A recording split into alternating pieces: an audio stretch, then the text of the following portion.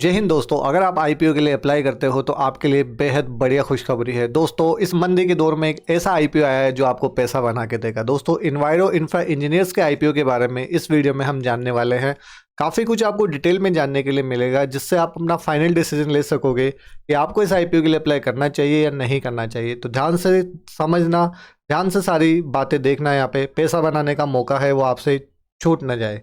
दोस्तों, सबसे पहले अगर बात करें कि ग्रे मार्केट में क्या डिमांड चल रही है इस आईपीओ की, तो देखिए दोस्तों, सबसे पहले अगर हम 17 तारीख को ग्रे मार्केट में इसकी डिमांड देखें तो बिल्कुल ज़ीरो थी। 18 तारीख को देखें तो 17 रुपये आई, 19 तारीख को देखें तो 22 और 20 तारीख यानी आज देखें तो 34 रुपये इसकी डिमांड आ रही है। मतलब हम देख रहे हैं डिमांड जो है यहाँ पे लगातार बढ़ रही है। अगर परसेंट में अगर हम बात करें तो लिस्टिंग गेन लगभग फिलहाल के अकॉर्डिंग 23% का हमें लिस्टिंग गेन यहाँ पे मिलने के आसार है, जबकि अभी आईपीओ अप्लाई के लिए स्टार्ट भी नहीं हुआ और ये डिमांड लगातार बढ़ती जा रही है। तो बहुत बड़ी आईपीओ है। ध्यान से सारी बातों को आप यहाँ पे समझना। ग्रे मार्केट के बारे में तो आपको पता है, यहाँ पे चली गया है।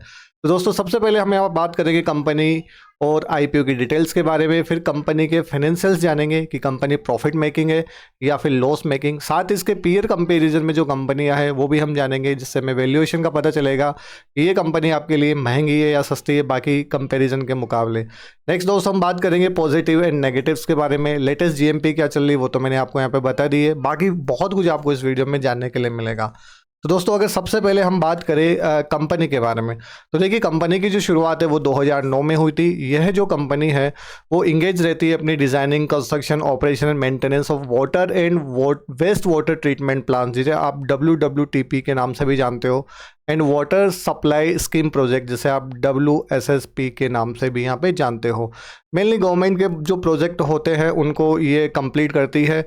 और अगर देखा जाए तो देखिए बेसिकली इसकी डिपेंडेंसी जो है गवर्नमेंट के ऊपर बहुत ज़्यादा है। काफ़ी जो प्रोजेक्ट है इसके रिगार्डिंग वो गवर्नमेंट से ही इसको मिलते हैं, तो डिपेंडेंसी जो है गवर्नमेंट के ऊपर बहुत ज़्यादा बढ़ जाती है।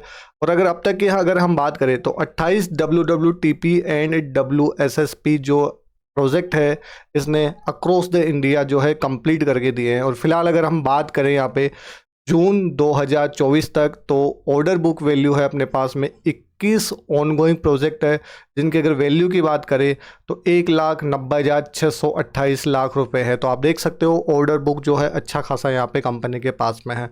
तो प्रोफाइल के हिसाब से जो कंपनी में बहुत बढ़िया लग रही है। यहाँ पे इंजीनियर्स की बात करें तो कंपनी के पास 180 प्लस इंजीनियर्स है।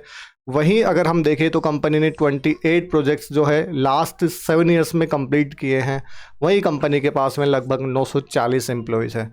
मेनली अगर आप काम देखो तो पंजाब, हरियाणा, गुजरात, उत्तर प्रदेश, राजस्थान, छत्तीसगढ़, मध्य प्रदेश, दिल्ली, कर्नाटका, ये जो है इसके क्लाइंट्स में आते हैं। नमामि गंगे आपने नाम सुना होगा, जोधपुर नगर निगम, अगर आप जोधपुर से हो, क्योंकि मैं वीडियो आपके सामने फिलहाल जोधपुर से बना रहा हूँ, ठीक है। तो ये क्लाइंट्स आप यहाँ पे देख सकते हो, सभी जो है यहाँ पे इस कंपनी के क्लाइंट्स हैं, ठीक है।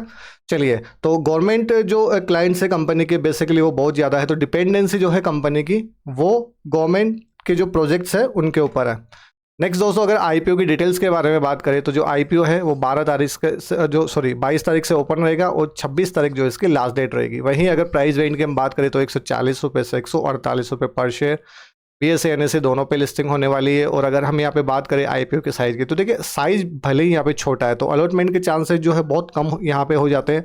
तो आपको ट्रिक अप्लाई करनी है, आपको मल्टीपल अकाउंट से यहाँ पे अप्लाई करना है। मतलब आपकी फैमिली में जितने भी लोग हैं उनके डीमेट अकाउंट से आप जितनी ज़्यादा एप्लीकेशन लगाओगे अलॉटमेंट के चांसेस आपके उतने ही ज़्यादा बढ़ जाएंगे। वही अगर हम बात करें ऑफर फॉर सेल, मतलब फ़िलहाल 77 जो करोड़ रुपीज़ है वो यहाँ पे ऑफर फॉर सेल रहेगा। मतलब जो भी एग्जिस्टिंग इसके शेयर होल्डर है वो यहाँ पे अपना माल बेच के चले जाएंगे, ठीक है। अपनी प्रोमोटर होल्डिंग जो है वो यहाँ पे इसने बेच देंगे। वहीं फ्रेश इशू की बात करें तो 572 करोड़ का यहाँ पे फ्रेश इशू है।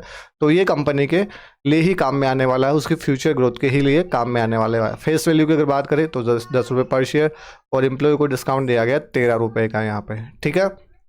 नेक्स्ट दोस्तों, अगर हम यहाँ पे बात करें कि आप किस साइज़ में लगा सकते हो तो इसके रिगार्डिंग मैंने ऑलरेडी पहले भी वीडियो बना चुका हूँ, ठीक है। वहीं अगर हम बात करें यहाँ पे अगर आप रिटेल कैटेगरी में लगाते हो तो रिटेल कैटेगरी में मिनिमम एक लोट लगेगा 14,948 रुपये, 101 शेयर यहाँ पे रहेंगे। वहीं अगर आप स्मॉल HNI में लगाते हो तो उसमें 2 लाख से 10 लाख की लिमिट रहती है। और वहीं बिग HNI में अगर आप लगाते हो तो 10 लाख से ज़्यादा का अमाउंट रहता है, ऊपर की कोई कैप नहीं रहती है। सिंपल बात। नेक्स्ट दोस्तों, ऑब्जेक्ट्स की अगर बात करें कि जो ये आईपीओ फाइनली क्यों लेके आया जा रहा है, ठीक है, तो जो इसकी वर्किंग कैपिटल की रिक्वायरमेंट है बेसिकली उसके लिए पैसा काम में आने वाला है, साथ ही इसकी जो सब्सिडरी कंपनियां हैं उनको ये फाइनेंस करेगी।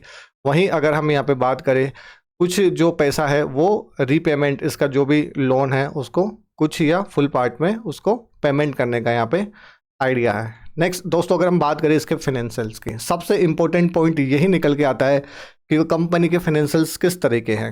तो दोस्तों 2022 से लेकर जून 2023-24 के यहाँ पे हमें फाइनेंशियल्स दिए गए। तो 22 से अगर 24 की अगर हम बात करें तो यहाँ पे जो असेट्स है उनमें लगातार वृद्धि हो रही है, तो ये एक प्लस पॉइंट निकल के आता है। वहीं अगर रेवेन्यू की बात करें तो रेवेन्यू में बहुत अच्छी ग्रोथ हमें यहाँ पे दिखाई दे रही है। देखिए कंपनी का जो रेवेन्यू 2023 के मुकाबले 24 में देखिए कितना चमकिया, लगभग 2 गुना आप यहाँ पे देख सकते हो। वहीं प्रॉफिट आफ्टर टैक्स की अगर हम यहाँ पे बात करें तो देखिए प्रॉफिट आफ्टर टैक्स जो है कंपनी का बहुत बढ़िया है, ठीक है। ये अपने पास में एक ही क्वार्टर का है, तो इसको देख के घबरा मत जाना कि 110 से 30 कैसे हो गया। देखिए सिर्फ एक क्वार्टर का है, क्लियर, मार्च से जून तक का एक क्वार्टर है, उसका अपने पास में है 30। अगर मैं इसको 4 से गुणा कर दूँ तो कितना आ जाएगा, 120 आ जाएगा। तो ग्रोथ तो कंपनी की हो रही है, प्रॉफिट आफ्टर टैक्स बढ़िया है। वही नेटवर्थ की अगर बात करें तो नेटवर्थ कंपनी की अपने पास में 323 करोड़ में है सारे का सारा फिगर। रिजर्व एंड सरप्लस की अगर बात की जाए तो एज ऑन डेट कंपनी के पास में 186.29 करोड़ का जो है रिजर्व एंड सरप्लस है। वहीं बोरोइंग की अगर बात की जाए तो 305 करोड़ का कंपनी के ऊपर बोरोइंग है, ठीक है। तो हल्का फुल्का हम यहाँ पे कंपनी के ऊपर थोड़ा बहुत मान सकते हैं, क्योंकि इतना तो देखिए रिजर्व एंड सरप्लस है कंपनी के पास और थोड़ा बहुत डेट है कंपनी के ऊपर। तो आप यहाँ पे देख सकते हो कि कंपनी का यहाँ पे जो रेवेन्यू इंक्रीज हुआ है वो यहाँ पे अच्छा खासा इंक्रीज हुआ है। प्रॉफिट आफ्टर टैक्स कंपनी का बहुत बढ़िया बढ़ा है यहाँ पे। तो फाइनेंशियली जो कंपनी है वो हमें बहुत बहुत बहुत मजबूत यहाँ पे दिखाई दे रही है, प्रॉफिट मेकिंग कंपनी है। ये कंपनी के लिए बहुत अच्छी बात है, और अगर आप आईपीओ के लिए अप्लाई करते हो तो ये पॉइंट आपके बिल्कुल ध्यान में रहना चाहिए। नेक्स्ट इंपॉर्टेंट पॉइंट आता है यहाँ पे ये अर्निंग पर शेयर। तो अर्निंग पर शेयर आप देखिए बिल्कुल लगातार अपने यहाँ पे बढ़ता हुआ नजर आ रहा है। 23 में देखिए, 24 में देखिए, ठीक है, और ये तो जून चल रहा है, अभी सिर्फ एक क्वार्टर की बात हो रही है। तो हम यहाँ पे 8.13 रुपये पकड़ के चलेंगे। वहीं ROE ROC भी अपने पास में अच्छे खासे यहाँ पे देंगे 51 और 32, ठीक है। वहीं डेट टू इक्विटी रेशियो की अगर बात की जाए तो 0.80, एक से कम है, तो एक से कम है तो ये अपने पास में बेस्ट है, बहुत अच्छी बात है। करंट रेशियो अपने पास में 1.54, तो ये भी बढ़िया आ रहा है। और वहीं अगर EBITDA की बात की जाए तो वो भी 23.23। तो सारा जो डेटा है कंपनी का वो बहुत बहुत बढ़िया है, ठीक है। तो कंपनी के फाइनेंशियल्स देखा जाए तो कंपनी के फाइनेंशियल्स तो हमें बहुत मजबूत यहाँ पे दिखाई दे रहे हैं।